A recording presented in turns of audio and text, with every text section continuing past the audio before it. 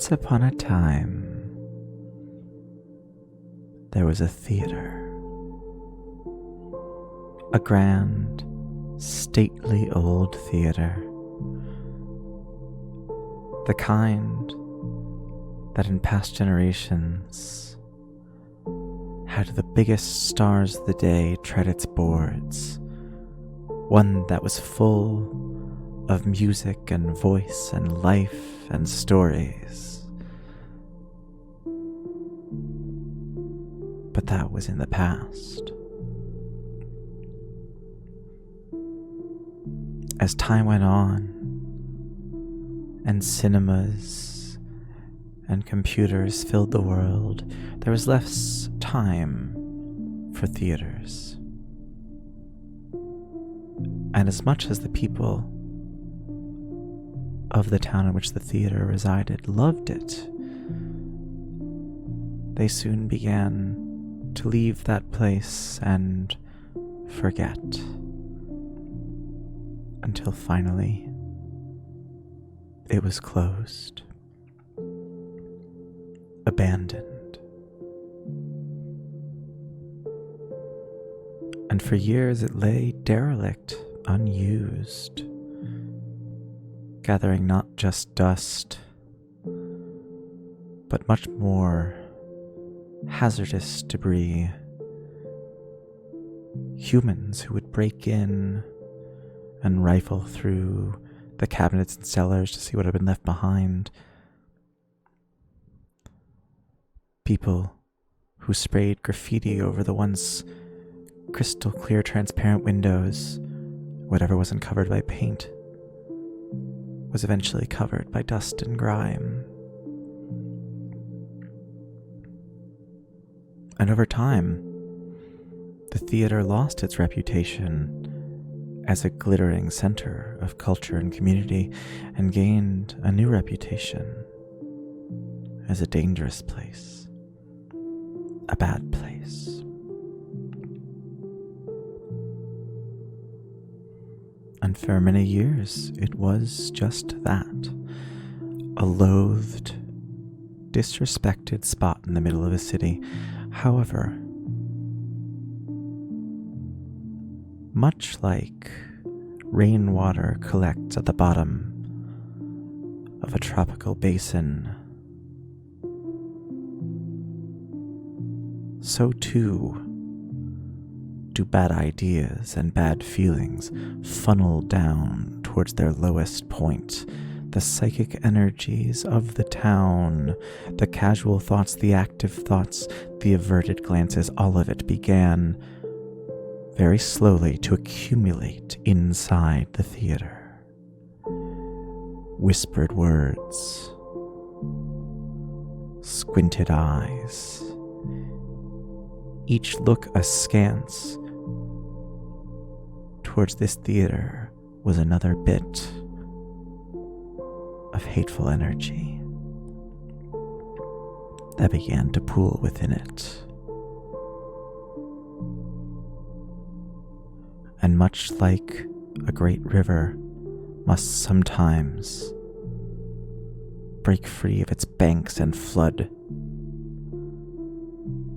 so too, one day,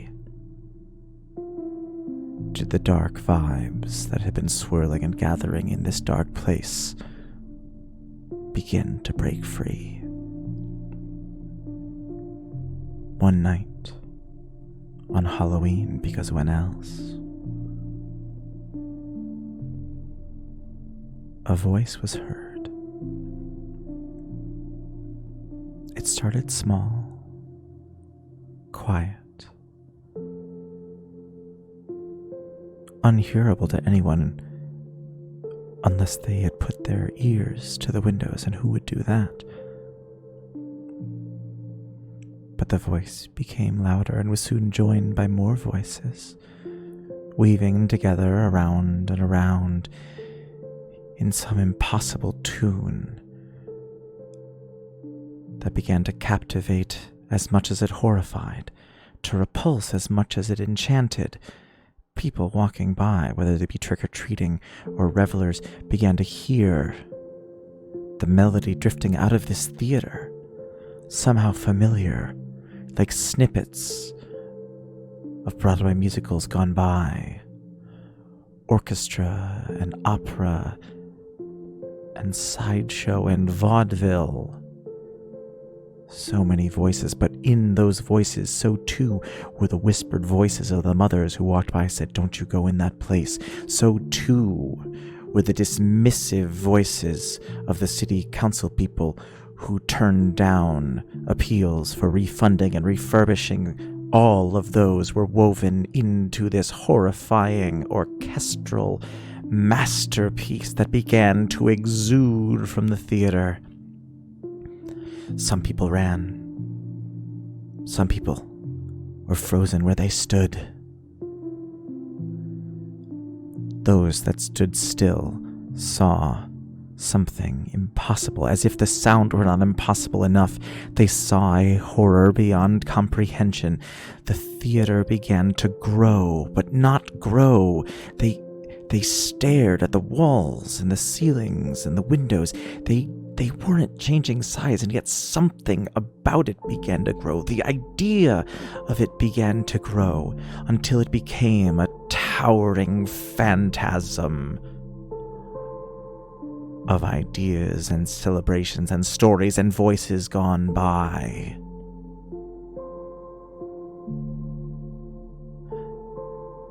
And much like the flood of a mighty river can sweep away anything caught on its banks,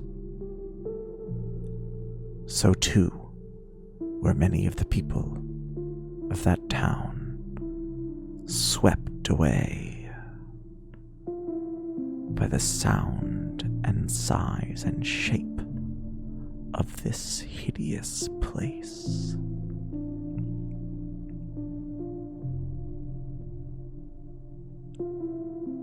Some say they died that night. Others say too convenient, too easy, too pat for them to just die. Something more hideous happened that night. Something more horrifying was done to them. And some say, when they walk by the theater at night,